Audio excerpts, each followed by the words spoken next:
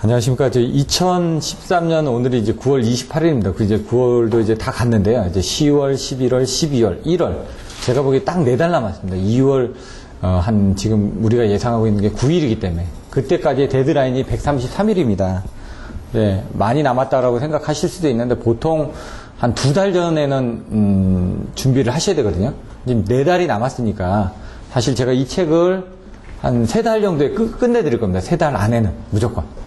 그럼 이 책만 끝내도 지금 3달 안에 끝내고 나머지 한 달 동안은 본인이 복습을 하신다면은 내년 시험에 일단 기본적으로 40점대는 나옵니다. 40점대는. 훈련하면.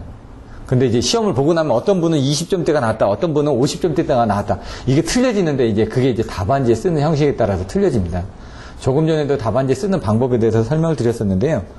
일단 정규 답안지를 똑같이 갖다 쓰셔야지만 됩니다. 답안지 형태를. 그래야지 시험장에 가서도 똑같이 쓰실 수가 있기 때문에. 그래서 그냥 연습장에 쓰시는 거하고 제가 파일 나눠드렸으니까 그냥 그거 출력해가지고 가져오시라는 얘기예요. 출력해가지고 가져와서 똑같은 답안지 형식에다 일단 써보셔야지 채점자가, 왜냐면 이 답안지에다 채점을 하기 때문에 여러분들이 쓰신 답안지를 제가 한 번씩 돌아가면서 다 설명을 드렸어요. 어떤 부분에 문제가 있는지. 그 부분을 여러분들이 서로 비교를 하려면 똑같은 상태에서 비교를 하셔야 돼요. 그 파일을 출력해가지고 14페이지짜리를 딱 출력해가지고 지금 30분을 주어드렸잖아요. 30분 안에 목차만 적어보시라는 게 목차. 똑같이 베껴서 쓰라는 얘기가 아니라 일단 그럼 예습을 해가지고 오셔야 돼요. 예습을 해가지고 와서 목차를 보고 딱 여기 문제 있잖아요. 문제 여기다 간단하게 적어드렸잖아요. 저기도 문제 옆에 띄워드렸고 그러면 그 문제를 보면서 생각나는 대로 개요 간단하게 적고 그 다음에 목차 적고 거기에 필요한 부분을 몇 개를 적어보시라는 얘기예요. 안 적어지는 게 뭐가 있느냐를 살펴보시라는 얘기예요. 30분 동안. 그리고 나서 수업을 들으면서 다시 리마인드를 하고 집에 가서 안 되는 부분을 복습하시라고 제가 30분을 드리는 거지 시험을 보라고 드리는 건 아니에요. 사실상. 시험을 본다고 그러면 1시간을 봐야죠. 30분 동안 한두 문제 쓸 거는 못하러 씁니까? 제가 항상 하는 부분이 뭐냐, 시험 보기, 수업하기 전에 항상 리마인드 먼저 해드리지 않습니까? 요점 해드리고, 그 다음에 수업 들어가는 부분이 뭐냐, 몸도, 100m 달리기 하기 전에, 몸 풀죠? 마라톤도 달리기 하기 전에 맨날 하루에 한 10km씩 뜁니다. 그래줘야지만 되기 때문에. 여러분들도 제 수업을 듣기 전에 여러분 스스로 마인드 컨트롤을 하시라고 30분을 드리는 거예요. 답안지 아까 보여드렸죠? 아주 산뜻하게 잘 쓰셨어요. 왜? 자기만의 형식으로 바꿔서 쓰셨어요. 왜? 기존에 있던 답안지, 똑같은 답안지지만 자기만의 형식으로 설명드렸잖아요. 두 가지를 합쳐가지고 한꺼번에 썼어요. 누가 보기라도 산뜻한 부분이고, 그림도 좀 틀리게 그리셨어요. 근데 이 그림 그리는 부분을 이렇게 그릴 수밖에 없었던 이유가 본인이 이걸 하나에다 그리려니까 안 되는 거예요. 안 된다는 걸 아는 거는 본인이 그려봤다는 얘기예요. 그려봐서 안 되니까 이렇게 그렸다는 얘기예요. 왜냐면 짧은 시간에 이렇게 그릴 수가 없어요. 뭔가 고민을 했기 때문에 이 그림을 이렇게 그리는 거거든요. 그래서 그런 것들을 아까 조금 이따 설명드리겠지만 그림을 그리는 방식도 어떻게 해야 되는지. 이제 보시면은 그림들이 중간중간에 들어가 있잖아요. 일단 보기가 좋다는 얘기예요. 눈에 뭔가 뜨잖아요. 그림이. 그럼 얘가 뭘 의미하는지 아니까 그 사람이 뭘 설명하고자 하는지 빨리 이해가 된다는 얘기예요. 근데 글씨로만 딱 써놓으면 글씨의 그 어떤 제목들이 눈에 들어와야 되는데 그게 잘 안 들어올 수가 있다는 얘기예요. 왜? 채점자는 한 300~400명을 계속 보면서 하는데 똑같은 내용이니까 똑같은 부분만 들어오겠죠. 그래서 똑같이 썼구나 하고 하는데 새로운 부분이 들어오게 되면 한 번쯤 눈이 더 간다고요. 여러분들도 지하철 가다가 짧은 치마 입은 여자 입으면 한번 보잖아요. 그러고 나서 얼굴이 어떻게 생겼을까 궁금해 하잖아요. 똑같은 거예요. 여기도 뭔가 새로운 부분이 있으면은 그 부분이 어떤가 하고 한 번 더 보게 된다는 얘기예요. 자, 방식이 조금 더 틀려졌습니다. 아까 설명드렸던 것처럼. 그림이 먼저 나왔어요. 그림이 나왔는데 어떻게 박스를 쳐드렸잖아요. 박스를 치니까 뭔가 좀 더 이게 눈에 띄는 거예요. 박스 효과가. 그래서 표나 그림이나 수식이나 이런 것들 좀 많이 쓰시라는 게. 박스 있고 근데 이 옆에 잘 쓴 게 뭐냐면은 눈에 잘 들어오기 장점, 단점, 적용. 이런 식으로 구분을 해놨어요. 그러면 이 사람이 이거에 대해서 그냥 충분하게 이 안에 안 읽어봐도 이 사람이 이걸 통일된 부분으로 각각을 다 비교를 해놨구나. 일단 비교를 했다는 걸 한눈에 알 수가 있어요. 그럼 안 읽어봐도 다른 내용들을 보면서 이 사람이 어디까지 비교를 했는지만 보면 된다는 얘기예요. 기본적으로 다 썼을 거니까. 그 다음에 여기도 보시면은 애자 같은 경우도 구비 조건들을 딱 정리를 해 놓으셨고, 종류도 딱 정리를 해 놨었어요. 근데 여기서 이제 좋았던 부분은 뭐냐면, 이런 식으로 그림을 그리셨는데, 본인이 이해한 부분에 대한 그림을 그리셨어요. 애자에다가 전압을 걸어가죠. 전압을 걸어서 불꽃방전이 일어난다. 불꽃방전이 일어나면서 아크가 표면을 타고 흘러내린다. 이걸 그림을 그리셨단 말이에요. 얘기로 하는 것보다 그림으로 딱 하면은 훨씬 더 전달 효과가 좋다고요. 그러니까 이런 것들을 이제 다음 시간에도 30분간 시험을 보실 때, 물론 이거를 쓰는 것도 좋은데, 이건 본인들이 집에 가서 한 번씩 연습해가지고 저한테 검사를 받으러 오시면 제가 그걸 보고 어디 부분이 좋았다, 어디 부분은 좀 더 뭘 채워 넣어라, 이런 식으로 이제 여러분들이 집에 가서 숙제를 하셔야 되는 항목이고, 30분 동안에는 물론 이렇게 쓰실 수 있는 분은 쓰셔도 돼요. 3문제 목표를 했다 그러면 3문제를 쓰시면 돼요. 30분이니까. 아니면은 한 20문제 정도, 오늘은 20문제가 좀 안 될 거예요. 제가 보기에는 내용들이 좀 어렵다 보니까. 그럼 그 부분에 대해서 제목 쓰고 거기에 대해서 어떤 식으로 써나갈지를 한번 여기다 간단하게 배치도만 그려보시라는 얘기예요. 배치도를. 그러고 나서 거기에 부족한 부분은 여러분들 집에 가서 채워가지고 그 다음 시간에 와서 이렇게 썼다, 아니면 그거를 가지고 여러분들 다시 한번 정리를 해본다든가, 그런 식으로 진행을 하시면 될 것 같습니다.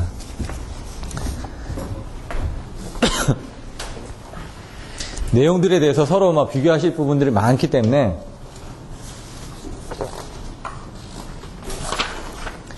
자, 오늘은 이제 박창수 씨 서브노트로 새로 시작한다고 말씀을 드렸습니다. 그래서 뭐 동영상으로 들으시는 분들도 있을 거고, 그렇지 않은 분들도 있을 거고, 그다음에 그 평생반이나 이런 분들은 동영상으로 저기를 학원에다 얘기를 해서 동영상으로도 들으실 수 있게끔 얘기를 하세요. 등록을 하셔야지만 오픈이 되니까.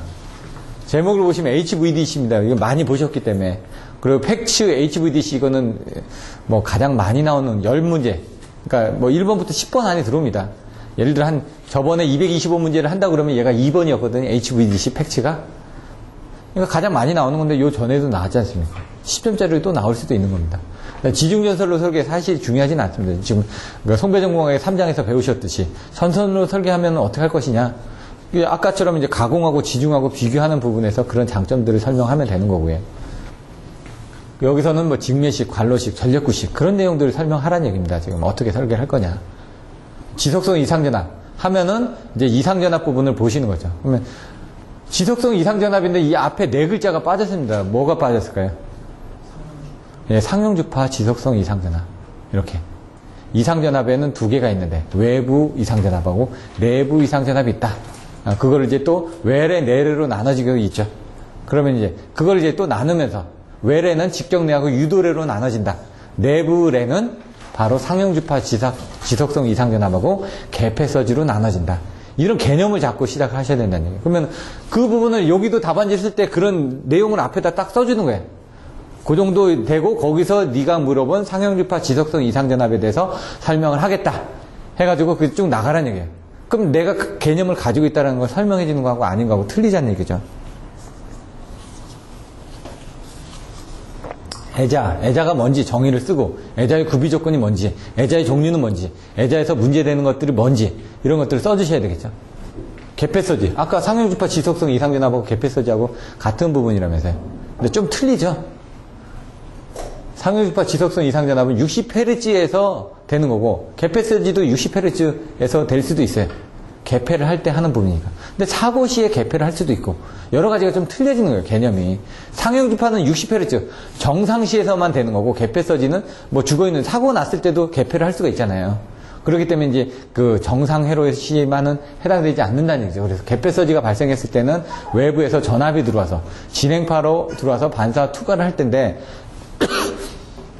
그때, 어떤 조건에 따라서, 전압일 땐 정반사를 할 때고, 전압일 때 정반사를 하나요? 전류일 때 부반사를 하죠? 그 조건을 가지고 여러분들이 이해를 하시면 됩니다. 이상전압 방지 대책. 뭐가 있을까요? 예? 뭐요? 자신있게 얘기하시. 예? 예.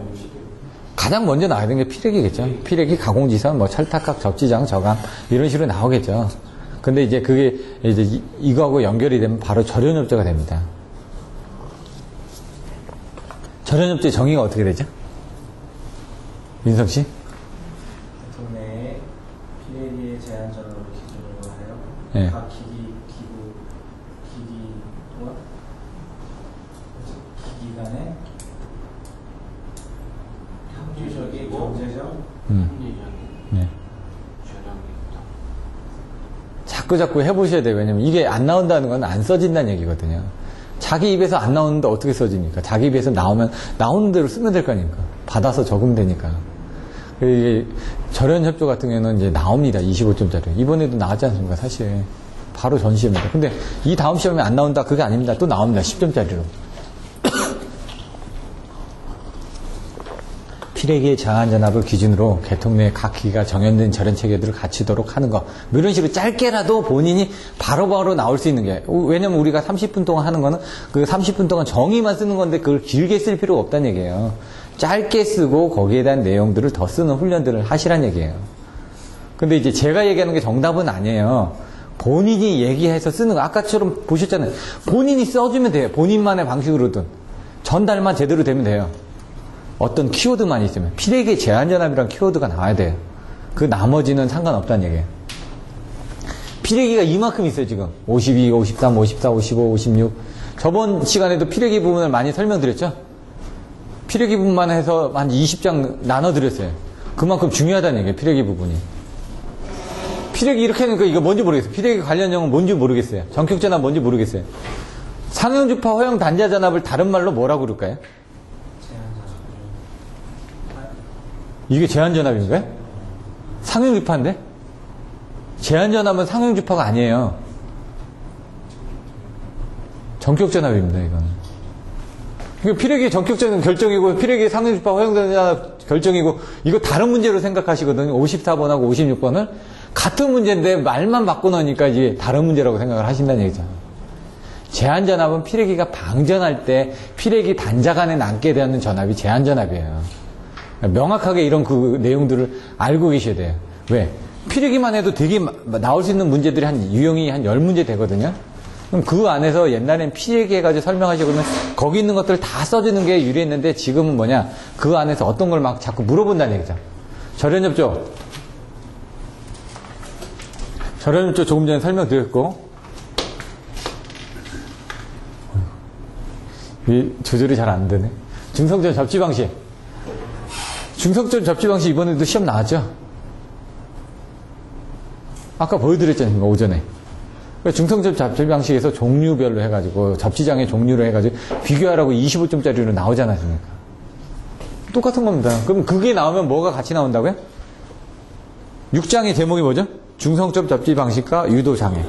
그 두 개를 문제를 따로 나눈 거죠, 지금. 그럼 유도장애는 뭐가 있을까요? 세 종류? 예? 예, 정전유도, 전자유도, 고주파유도. 자, 안정도 향상대책, 이게 8장입니다, 지금. 사실 이제 그 기본판 듣다가 갑자기 와서 들으니까 지금 예습하는 부분이 되겠죠. 안정도가 뭐냐? 설명을 하는 거예요. 안정도의 종류가 뭐가 있죠? 일단, 크게.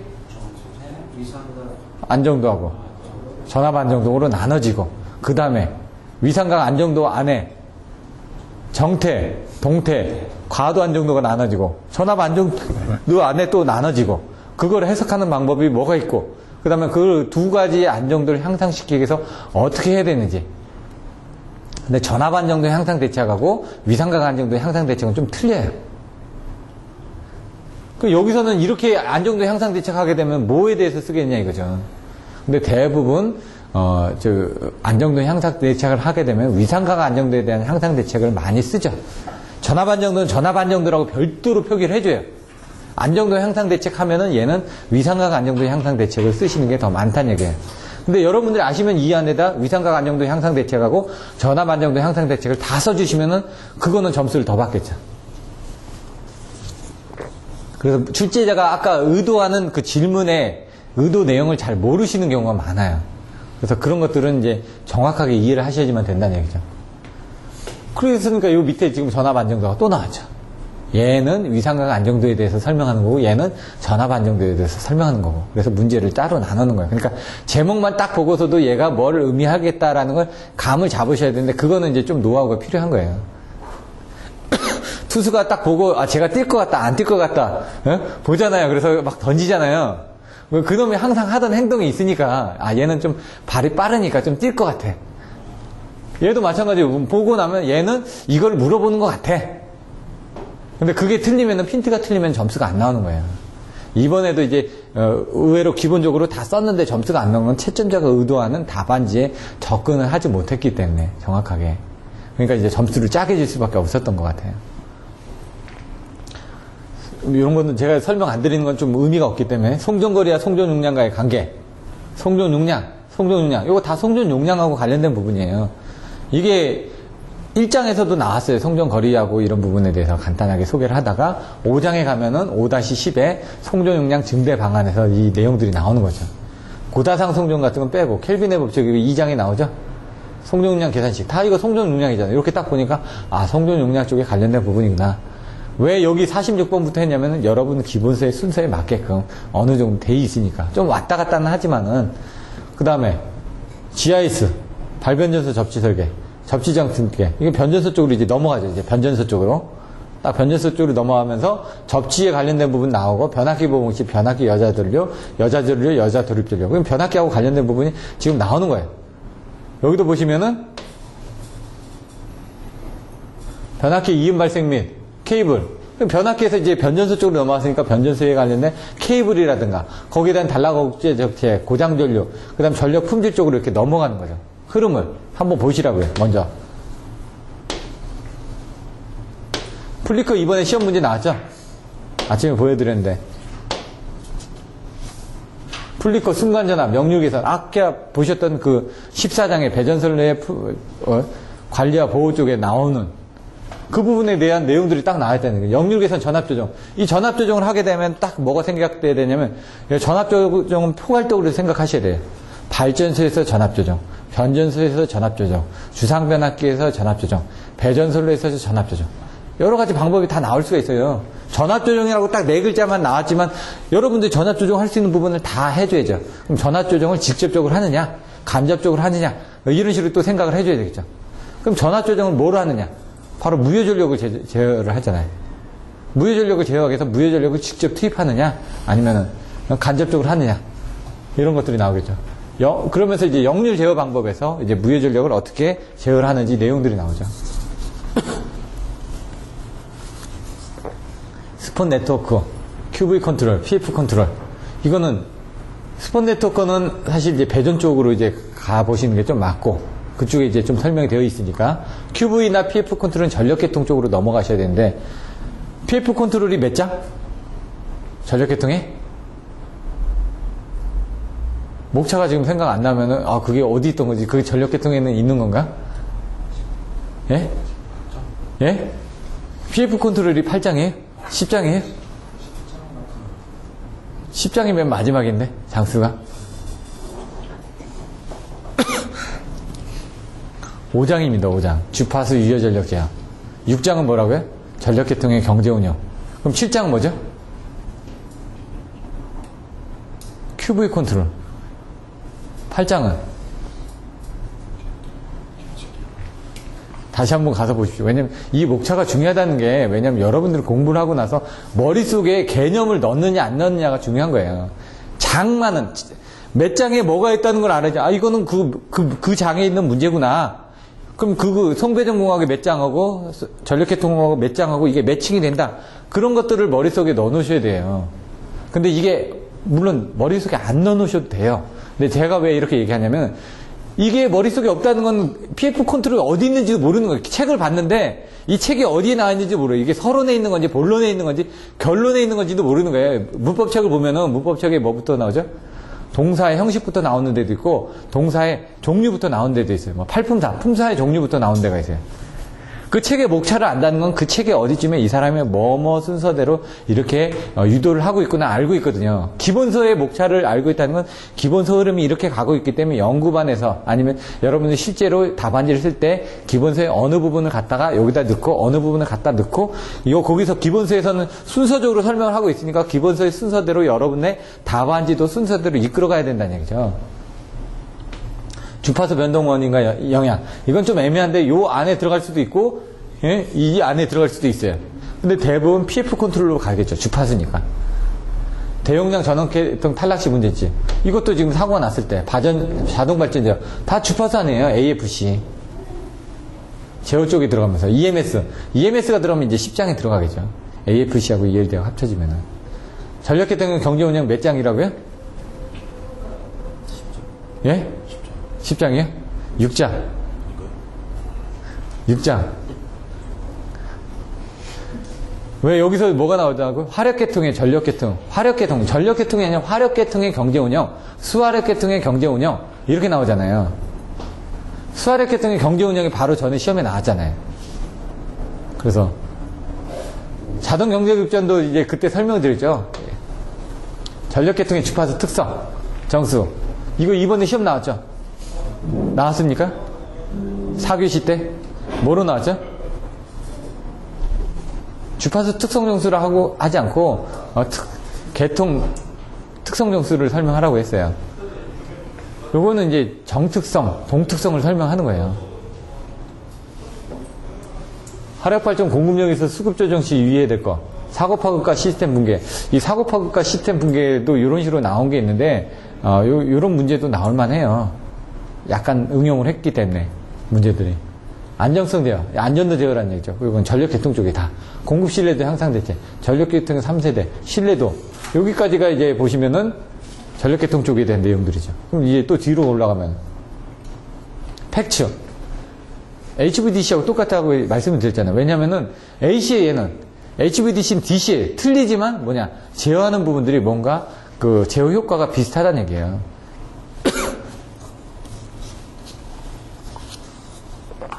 SVC, SVG. 물론 틀려요. 이건 인버터가 들어가는 거고 이건 인버터가 안 들어가는 거고 뭐 GTO 인버터가 들어가냐 안 들어가냐 발전기 제너레이터 쪽이 되다 보니까 전력 주류 계산 반드시 나온다고요. 4장. 이거는 전력계통의 4장의 전력 주류 계산이에요. 3장은 없다고 그랬죠. 있는데 뭐 무시하셔도 된다고 그랬고요. 연계 딱 나오잖아요. 여기 쭉 3개. 이 연계 부분 뭐 아까 HVDC에도 연계 나오죠. 팩츠도 연계 나오죠. 다 같이 연결된 거예요, 지금. 왜 연결을 하냐? 뭔가 부족하니까, 뭔가 나누려고, 뭔가 불안하니까. 여러분 학원 나오시는 것도 불안하니까 나오시는 거잖아요. 동영상으로 들어도 되는데 여기 와서 들으면 아무래도 본인이 더 얻게 되는 게 있고 그러니까. 전력계통의 해석용 프로그램 같은 경우도 이것도 나올 수 있는 부분들이에요. 한 번 나왔었어요. 시스 유기전압 저감대체. 시스 유기전압은 왜 생길까요?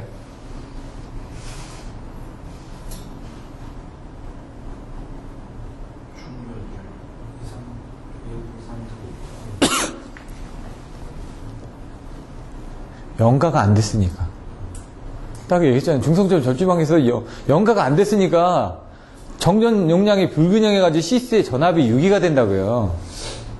쉬운데 지금 너무 어렵게 생각하시는 것 같아요. 다 알고 계시는데. 근데 이게 왜 이럴까 자꾸 생각을 하지. 시스에 왜 전압이 유기되지? 그러면 저감대책은 뭐예요? 저감대책이 뭐일까요? 접지죠.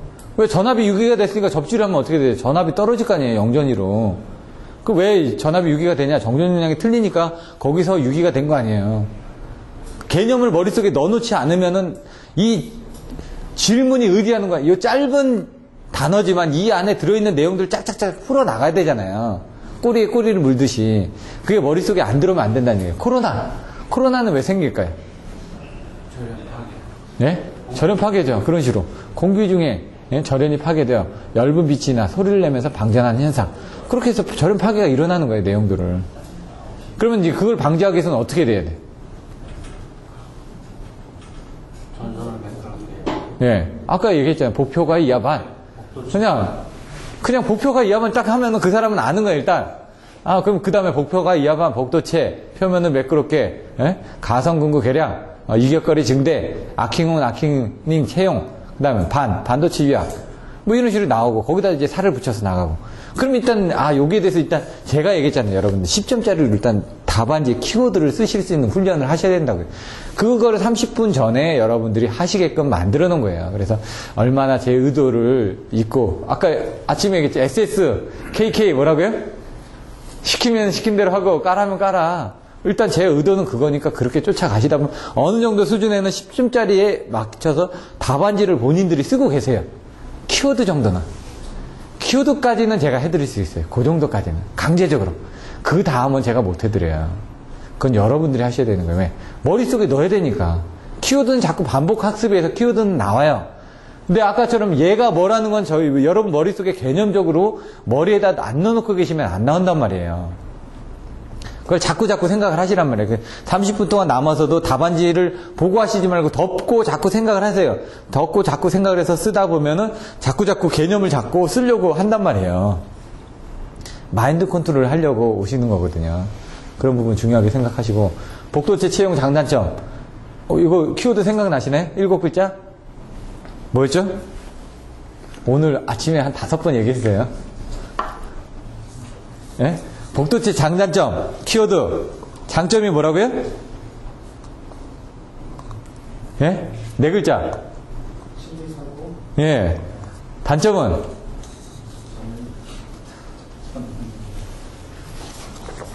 정진소. 이제 나오잖아. 아침에 몇 번 들었으니까. 들었는데 분명히. 안 나오잖아, 이게. 아침에 그렇게 5번을 해드렸는데도. 예? 실리손코, 뭐라고요? 실효저항에 감사한다. 복도체를 쓰니까. 케이블이 얇아졌잖아요. 그, 실리. 예? 실효저항에 감사하고. 리액턴스가 감사하겠죠, 또? 예? 이게 작아졌으니까. 그 송. 그러면은, 리액턴스가 감소됐으니까 송전 용량이 증가되겠죠? 그럼 코. 예, 코로나 방지. 그렇게 나오는 거예요. 그냥 하나하나 실리손코만 나오면 이제 나오잖아요, 여러분들이. 정진선은? 정은 뭐였죠? 정정용량. 그렇죠. 왜냐면 리액턴스가 감소됐으니까 반대되는 부분이 나올 거라고요. 정정용량 증대. 그 다음에 진. 막 아침부터 막 흔들린다고 그랬잖아요. 진동. 그럼 소는? 소. 예? 소도체, 스트리킹 현상. 스티킹. 발음이 좀 틀려서 그런데. 그렇게 나오시면 되잖아요. 들었는데 안 나오는데, 들으니까 분명히 아침에 들었던 거 생각나시죠? 그렇게 반복을 하셔야 돼요. 그리고 전선의 진동 및 도약, 미풍 진동을 해가지고 나오는 거예요. 섭스판 진동, 그 다음 갤러핑, 그 다음 여러 가지가 있었죠? 또 뭐가 있었죠? 예? 슬리트 점프도 있었고, 눈하고 관련된 부분도 있었고. 자, 애자의 구비 조건, 아까 잘 쓰셨던데. 애자의 구비 조건. 그 다음에, 애자의 종류. 그 다음에 방식, 부식. 방식할 때 우리 그 3장의 맨 뒤에 방식이 나오는데, 키워드 3글자가 뭐였죠? 유예배. 유는 뭐죠? 유전양극법. 왜? 예? 외부전환법. 아니, 양극을 갖다 놓고, 이거는 스스로 그냥 유전 양극을 갖다 놓고 자기가 혼자 갖다 쓰는 건데, 그게 잘 안 나가니까 뭐니, 외부에다 전원 달아야 된다고 그랬고, 그 다음 배류. 배류에는 뭐가 있죠? 3가지? 예? 네, 크게. 아니, 자신있게 얘기를 해주셔야지. 다른 사람은 잘 모르니까. 직접 배류. 그리고, 선택 배류. 강제 배류. 이렇게 나와주셔야죠. 예. 직접 선택 강제. 예? 강선직, 직선강, 이렇게 오셔도 되고, 여러분들 자꾸 머릿속에 나오시지 않으면 안 나온다고요. 일단 그게 나와야지 그 다음에 답안지가 써질 거 아니에요. 키워드가 나와야지. 변전소 모선 부분 방식, 나왔고, 모선 부분 딱 나왔죠. 모선의, 종류가 어떻게 되죠? 모선이 뭔가요? 전력의 집중과 배분이라 이거 한 100번은 들으셨을까, 아마 저한테. 100번 들으니까 나오잖아요, 지금. 예? 짧고 굵게. 예? 그럼 모선의 종류가 어떻게 되죠? 예.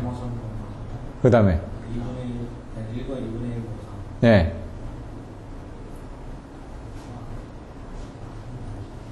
안 나오면 안 돼요. 바로 나와야 돼. 단모선과 복모선이 있다. 단모선과 복모선인데 복모선에는 뭐가 있다? 이중모선이 있고 1과 2분의 1 12모선이 있고 2부 스타일 모선이 있고 4부 스타일 모선이 있고 환상모선이 있고 이렇게 쭉쭉 나와야죠. 그럼 모선의 보호 방식은 6글자 키워드 모손의 보호 방식. 경제가 안 좋으니까 어떻게 된다고요? 뭐 해가지고 압류하잖아요. 압류 방향 항상. 이렇게 이제 앞에 부분만 나오면 그냥 쭉쭉쭉 나오는 거예요. 키워드가. 그럼 압은 뭐죠? 전압. 전압 차동 방식. 류는 전류 차동. 전류 차동 방식. 방은 방향 비교 방식. 위는 위상 비교 방식. 화는 환상 모선 방식. 차는 차동. 차폐 모선 방식. 이런 식으로 자꾸 일단은 틀린 걸 얘기해야지 자기가 틀린 걸 알게 되고 다시 쓸 수가 있는 거예요. 근데 그런 걸 할 때 뭐 쓰셔야 돼. 지금 머릿속에 넣는 것도 중요하지만 그냥 같이 쓰면서 오감을 활용하라고 했잖아요. 왜냐면 들을 때는 아는데 안 써보면 안 써진단 말이에요. 일단 쓰면은 손에서 나오기만 하면 돼. 말로 안 나와도 상관없어요. 손에서만 나오면 되죠. 근데 말로 안 나오는데 어떻게 손으로 나오냐 이거죠. 여러분들 아까도 책 보고 그냥 계시는 분은 알아요. 막상 쓰라고 그러면 안 나와 이게. 아는데 뒤집어 놓으면은 그러니까 머리가 뒤집히는 거예요. 가슴도 뒤집히고. 예? 그러니까 어떻게 쓰시라는 얘기 자꾸. 써보다 보면 물론 이제 쓰면서 처음에 쓰면서 그냥 무조건 베끼는 게 장점이 될 수도 있어요. 저도 처음에 그랬으니까. 근데 제가 여러분들한테 얘기는 무조건 베끼지 말라고 그러시잖아요. 자기만의 방식으로 한번 정리를 해서 써보시라고 해요. 그리고 나서 여기서 설명된 걸 보고 이제 그거대로 훈련들을 하시라고요.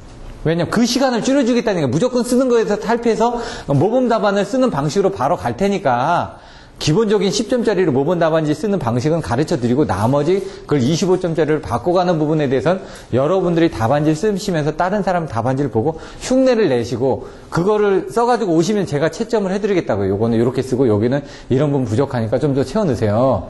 그렇지 않고 똑같이 베끼고 나면 제가 옛날에 말씀드렸죠. 저도 처음에 시험 보고 나면 똑같이 베껴가면은 뭐 잘했습니다 해가지고 써주더라고요. 그래서 잘했는 줄 알았어요. 나중에 딱 시간이 지나니까 너 참 열심히 잘 베꼈구나. 그 얘기를 참 잘했어요라고 쓴 거하고 똑같다는 얘기죠. 시간이 지나면 알게 돼요. 근데 똑같이 베끼는 것도 사실 힘들어요. 그냥 똑같이 베끼면서 거기서 다른 답안지를 또 보다 보면 또 똑같이 베끼면서 아 이건 좀 필요가 없구나. 이건 좀 필요가 없구나. 그걸 스스로 깨닫기 때문에 일단은 써보란 얘기예요.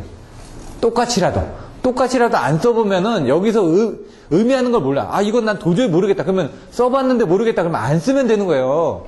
내가 모르는 걸 왜 써요? 내가 아는 것만 써도 쓰기 힘든데.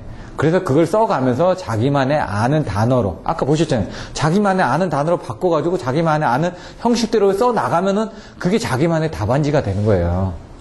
그렇게 한다는 건 자기가 쓸 수 있다는 얘기예요. 일단은 자기만의 언어로 썼고 자기만의 배치를 했기 때문에 그 사람은 그걸 써요. 근데 다른 사람 걸 그대로 베끼는 거는 덮으면 못 써요. 그러니까 그걸 보고 여러분들이 요약해서 여기다 쓰는 연습을 하고 그 다음에 뒤집어 놓고 다시 거기다 좀 보완해 가면서 그걸 넓혀 나가라는 얘기예요. 자, 뭐 변압기 시험, 뭐 감전 형태, 뭐 개폐장치. 이 개폐장치도 사실상 나올 수 있는 거예요. 5가지. 리클로저, 섹셔널라이저, RS, 리클로저, 섹셔널라이저, 뭐? RS, L, 라인 피주. 이런 식으로. 그 밑에 이제 또 여러 가지를 써 나가겠죠. 얘 나오면 어떤 키워드가 딱 떠야 돼. RSL, 리클로저, 섹셔널라이저, 라인 피조. 그거에 대한 보호협조 방식이라든가 이런 부분들. 배전선로에서 사용하는 개폐장치니까.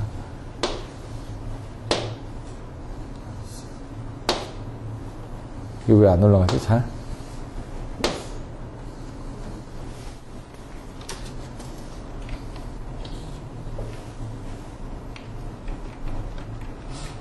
원격 자동 gem침, AMR.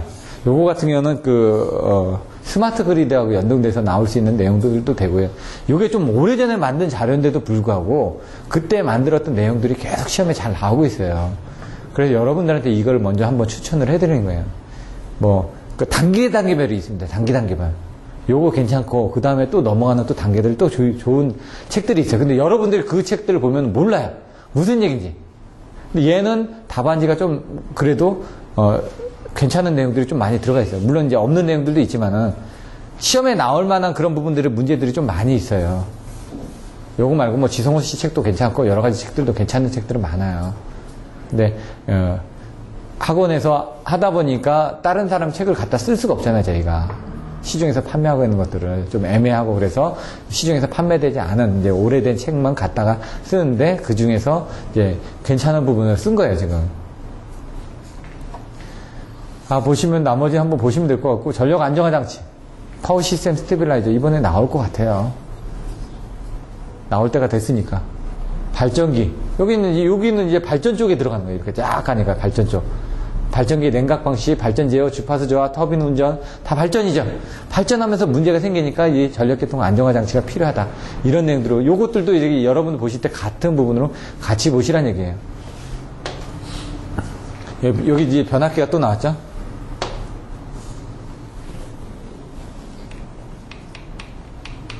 쭉 보시면 여기 다 변압기죠? 이쪽에. 시간 관계상 제가 빨리 넘어가는 겁니다, 그냥. 발전기 간혹 출력 곡선 전기자 반작용 해가지고 또 나와 있죠, 내용들이. OF 케이블, 뭐 발전기. 요거 같은 경우는 OF 케이블하고 CV 케이블. 이게 나왔었죠. 발성 배전에서 많이 사용하는 케이블 세 가지가 뭐였죠? 예. 예. 예. 그거죠. 그거 갖고 이제 장단점 쓰는 거니까 어렵지가 않죠. 그거 내용들 다 알고 계시는데. 예비율 종류. 예비율 같은 것도 많았죠? 뭐가 있었죠? 예비율이?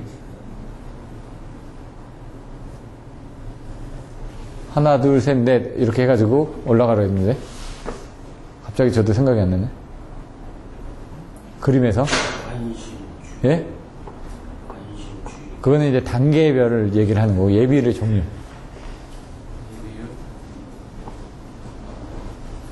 갑자기 생각이 안 나네, 저도. 설비, 예? 공급, 예. 운전, 설공운대. 예? 설공운대. 설비 예비력, 공급 예비력, 운영 예비력, 대기 예비력. 이런 설공운대. 키워드가 생각이 안 나면은 안 나오는 거 이게. 그래서 키워드를 자꾸 훈련을 하시는 거예요. 키워드 나오니까 그냥 나오잖아요, 그냥. 설공운대. 이런 것들 옆에 계신 분들이 한 분씩 딱딱 던져주시라는 얘기예요, 딱. 그러면, 그리고 이제 한 번 더 머릿속에 또 집어넣고, 그런 키워드로 그냥 외우는 거예요, 이제, 일단은. 잘 이해가 안 될 때는. 저도 이제 키워드가 갑자기 생각이 안 나니까 이게 뭐였지? 제가 여기까지 안 봤어요. 사실 20문제 보다 보니까 한 4, 50문제 보고 왔거든요? 왜? 4, 50문제 정도는 봐야지 연관이 돼 있으니까. 나머지 보면은 크게 문제 없을 것 같고. 애자기수, 에너지 손실, 이런 거, 전력계통 손실. 차단기, 개폐서재. 여기는 차단기 쪽이네. 여기는 변전소 쪽이고. 전력산업 쪽, 구조 개편. 이런 쪽은 사실 이제 조금 지금은 안 나오는 내용들이죠. 조금. 여기서 이제 나올 만한 부분들을 보셔야 돼요. GIS 변전소 같은 것도 아직도 나올 수 있어요. 차단기 전격 동작 시험, 개폐서재 이런 거. 아빠 개폐서재 있었는데 또 나오잖아요, 지금.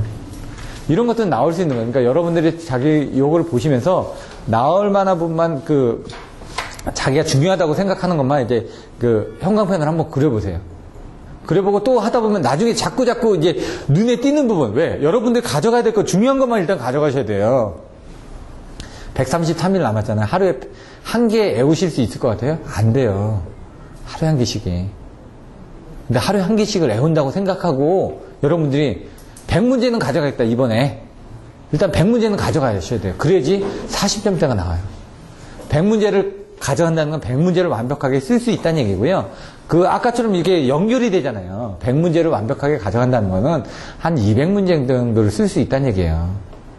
왜? 안 되면은 그걸 갖다 응용해서 쓰면 되거든요. 100문제 안에 있는 그런 내용들을 갖다가 거기다 조금씩 집어넣어가지고 짜집기를 하면 된다는 얘기예요. 그럼 200문제를 쓸 수 있다는 얘기가 되는 거죠. 넘어가고.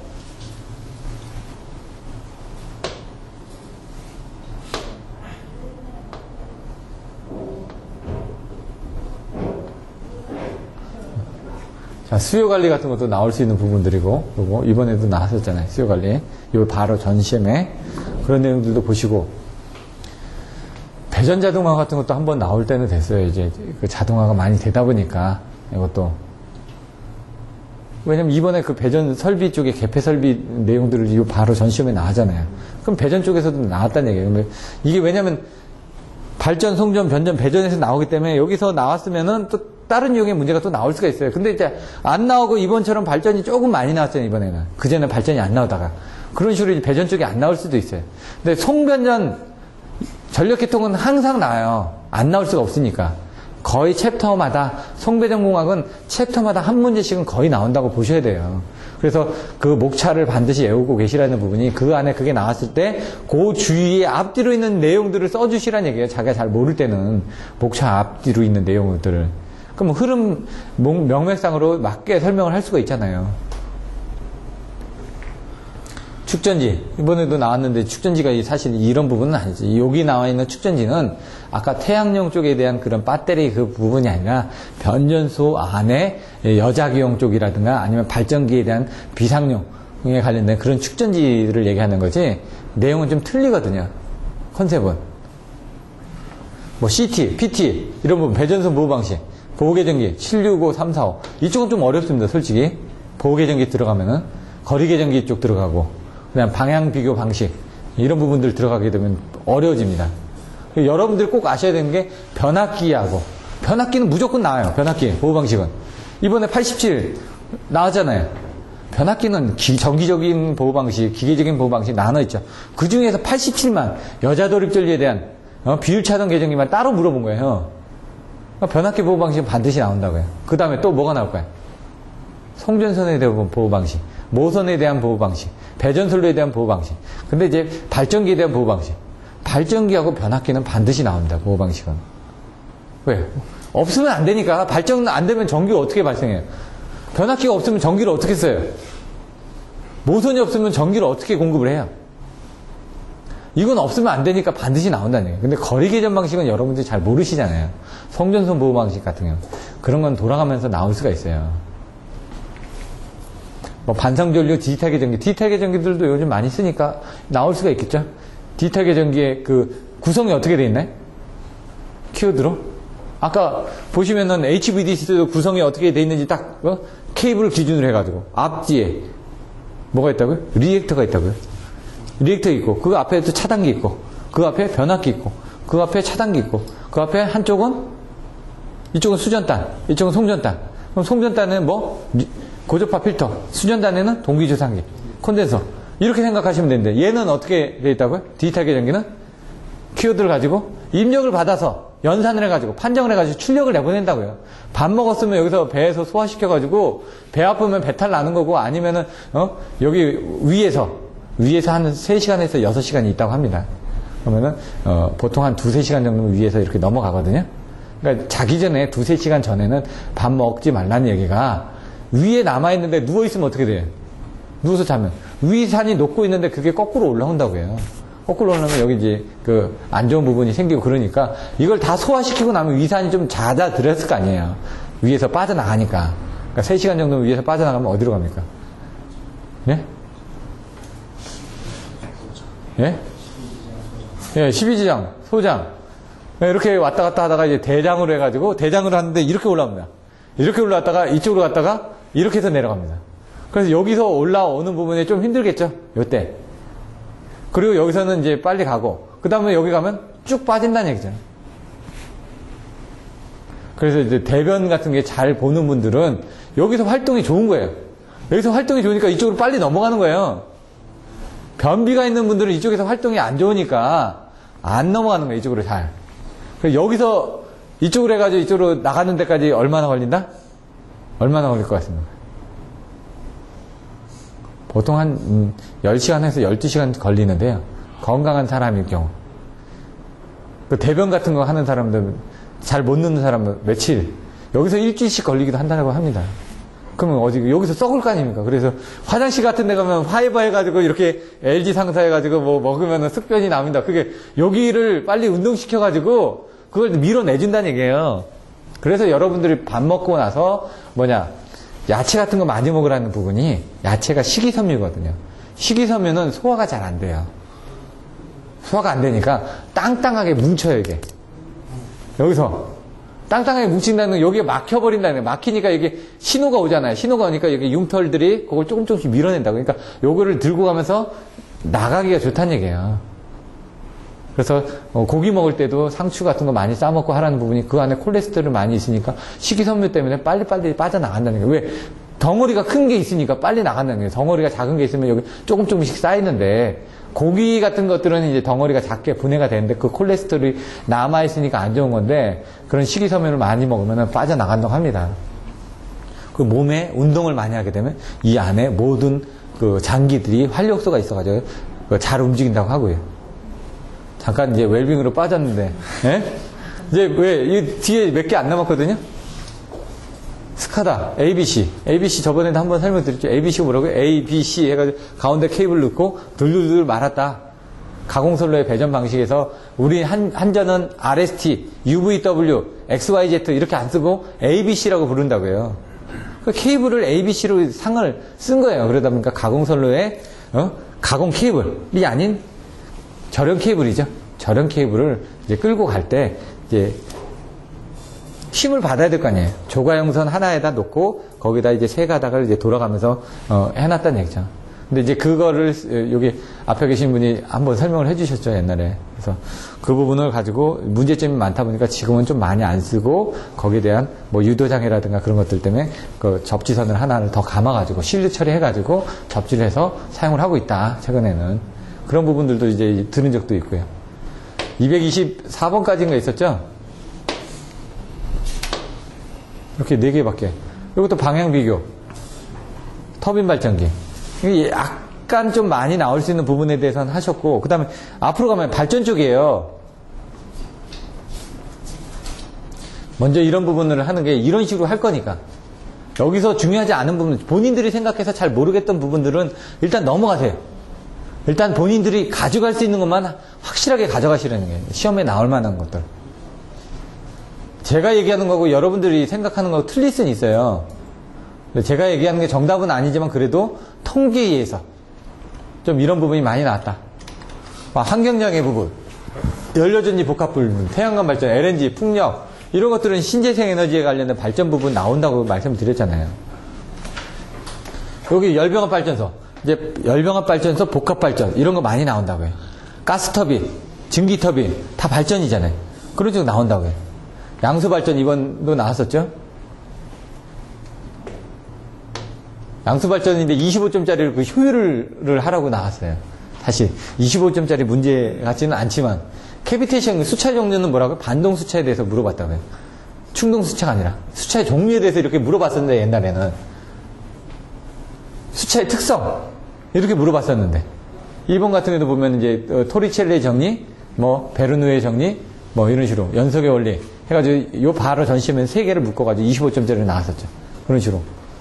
캐비테이션 같은 것도 나올 수도 있고 무구소속도, 비속도 뭐 이런 내용들이 나올 수도 있고 수차에 대해서 다 나올 수 있는 문제들이에요. 지금까지 많이 나왔기 때문에 빈도가 그렇게 많기 때문에 그걸 하시라는 얘기지. MHD 발전, 조속기 이런 에너지 절감 방향 이런 거, 열효율 향상 대책 이런 거 다 많이 나왔던 거예요. 열효율 향상 대책도 얘가 20번 안에 들어와야 있어요. 넘버 20번이에요. 그럼 잘 나온다는 얘기예요. 열병합 발전보다는 복합 발전이 좀 더 많이 나왔어요. 더 많이 쓰니까. 열병합 발전은 약간 좀 죽었잖아요. 옛날에 비해서. 복합 발전이 더 많이 뜨고 있잖아요. 지금. 그러니까 이게 문제가 더 많이 나온 거예요. 그런 쪽. 두 개를 보면 석탄가스 발전 앞으로 이제 좀 대두되는 부분이죠. 근데 이게 그때 당시에도 이렇게 나왔어요. 왜? IGCC, PFBC, CFBC 새로운 발전 방식에서 나오잖아요. 가스터빈 이번에 나왔잖아요. 25점짜리로. 이렇게 다 들어있어요. 열해수 장치, 변화분정 방식, 미분탄 연소 방식, 그 다음에 증기터빈, 보일러 종류. 여기는 보일러 쪽이네. 원자력 쪽도 이제 나올 수가 있고. 원자력 쪽에 대한 문제가 한 문제는 나올 것 같은데 안 나오네. 계속 사람들이 한 문제 정도는 나올 것 같다 다 그렇게 하는데 지금까지 안 나왔어요. 왜냐면 일본에서 원전이 터졌으니까 사람들이 관심을 가지고 있으니까 한두 문제는 낼 것 같거든요. 다 그렇게 생각하는데 안 나왔는데 나올 수가 있어요. 그러니까 여러분들이 준비를 해야 되는 거예요. 그런 거는 나왔을 때 써야 되니까. 왜 남들도 다 준비를 하고 있거든요. 왜냐면 6문제, 올해 시험 같은 경우는 6문제가 선택하기 좋았지만은 내년에는 선택하기 좋다라는 보장이 없어요. 6문제 중에 3문제를 선택하고 3문제를 선택 못할 때 이런 걸라도 나왔으면 여러분들 써야 돼요. 준비를 한 사람만. 뒤에는 뭘? 준비한 사람한테만 주어진다고요. 평상시 때.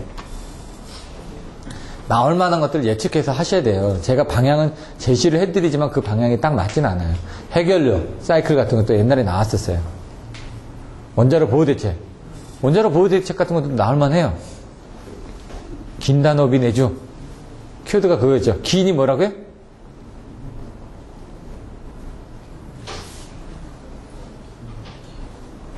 긴급 정지. 스크림 장치를 해가지고.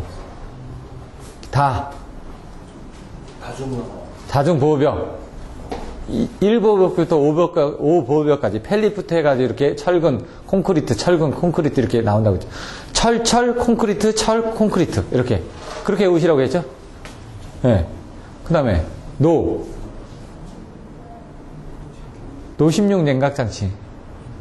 이거 물 퍼붓는다고요, 물. 지금, 일본에서 문제된 게 노심용 그 냉각장치 쪽에 그 물이, 냉각이 제대로 안 되다 보니까 계속 물을 퍼부고 있는 거잖아요, 지금. 근데 비상용 급정정지, 급기정지 뭐 이렇게 해가지고 나왔고. 긴단노비, 내진에 대한 대책, 주변, 응?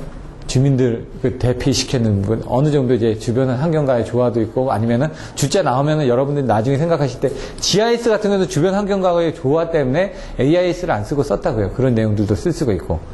예? 나머지 부분은 제가 이따 여기부터는 설명을 드릴 겁니다. 잠깐 쉬었다가, HVDC부터 다시 해가지고 설명을 드릴 겁니다.